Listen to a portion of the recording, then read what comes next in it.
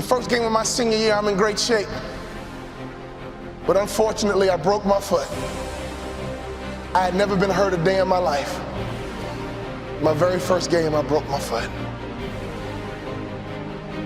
I threw me a pity party.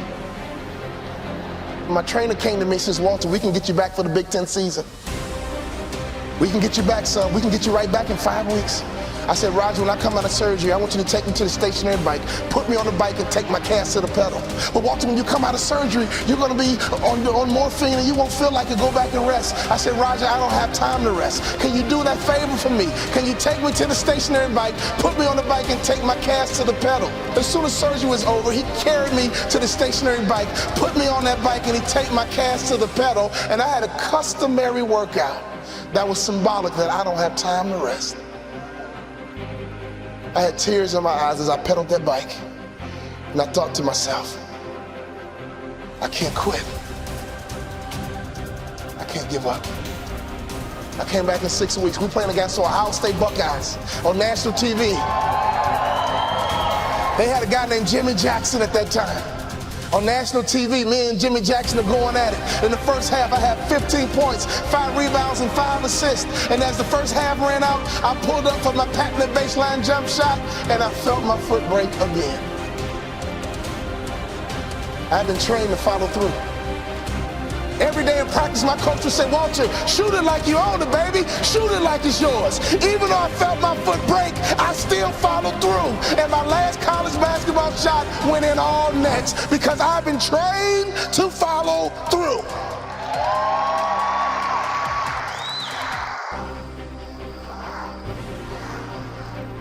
You have to be disciplined every single day and train yourself to follow through on all your fundamentals, and that's how you're going to be successful. You have to do it when you don't feel like it. You have to do it when you feel discouraged. You have to do it when you don't feel healthy. You have to do it when you're under the weather. Every single day, you have to train yourself to focus and commit to your business and follow through.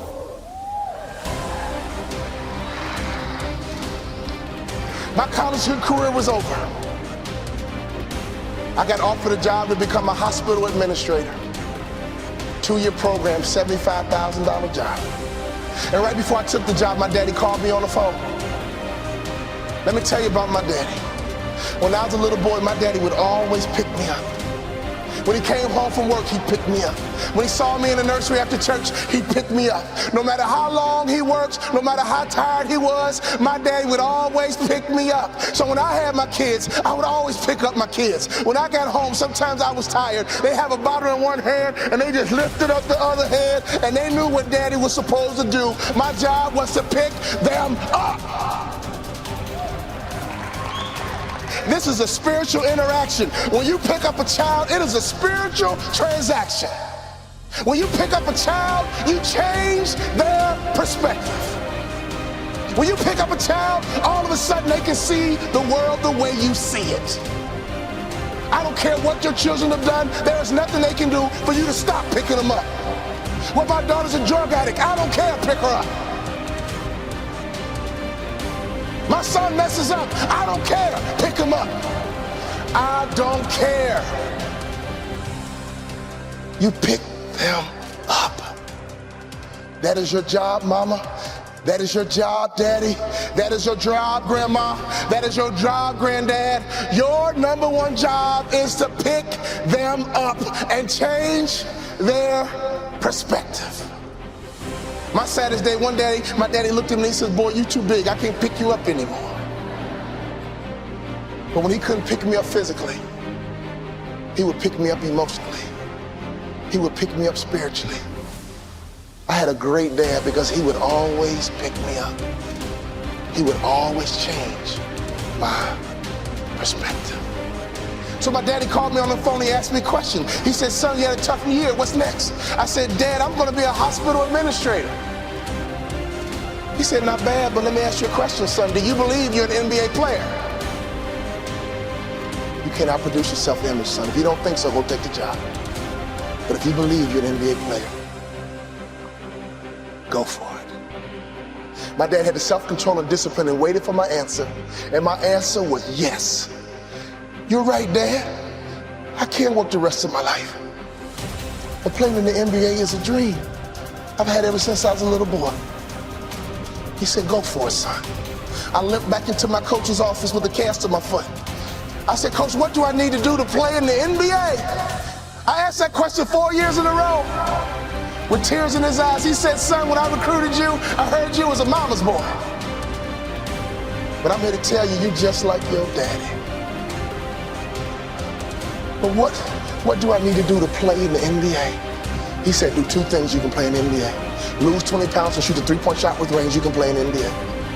I think you should be a motivational speaker, son, but if you lose 20 pounds and shoot a three-point shot with range, you can play in the NBA. I lost 20 pounds, and every day I would shoot 500 shots a day, every single day. I got invited to training camp with the Dallas Mavericks, and not only did I make the team, I became the first ever undrafted rookie free agent in the history of the Dallas Mavericks to start opening night. Could you imagine what was going through my mind? I had not started a basketball game since high school. I got to the arena and they dimmed the lights and they put the spotlight right on me. Right through the spotlight, I saw my mom, my dad, and all my brothers and sisters. They surprised me at the game. Then I saw my dad. I just pumped my fist. And he pumped his fist.